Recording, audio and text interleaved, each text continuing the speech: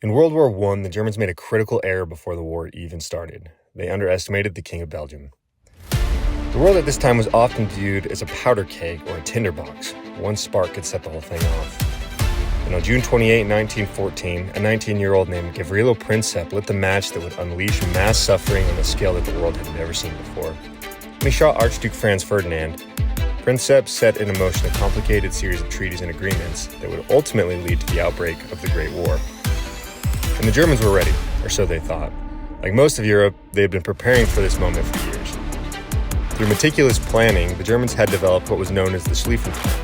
The Schlieffen Plan was designed to help Germany address a potential two-front war scenario that they thought accurately would be catastrophic. Basically, in the event of war, the plan was to move as quickly as possible to smash France quickly and decisively before turning to fight the Russians.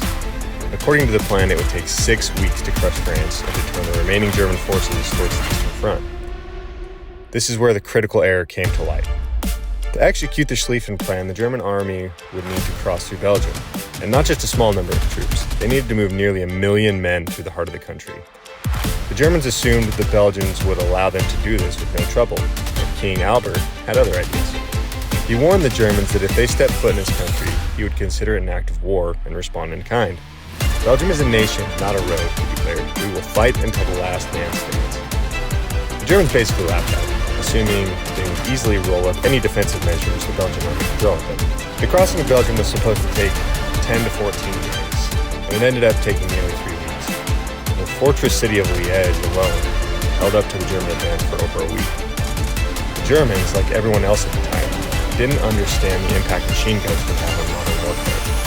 A few determined Belgian soldiers with machine guns could hold off hundreds of advancing German troops. The Germans may have had the best army in the world at the time, but the courageous decision of King Albert to resist and fight alongside his men demonstrated not only the king's resolve, but also the deadly effectiveness of these new weapons. King Albert led his troops through the Battle of Liège, slowing the German advance and likely changing the outcome of the war drastically. After Liège, he would retreat with his army to Antwerp in the face of mounting German pressure. He would go on to fight alongside his army for the remainder of the war, and eventually play a pivotal role in rebuilding his battered country after World War I ended. If you like this video, be sure to hit the like button and subscribe to our channel for more.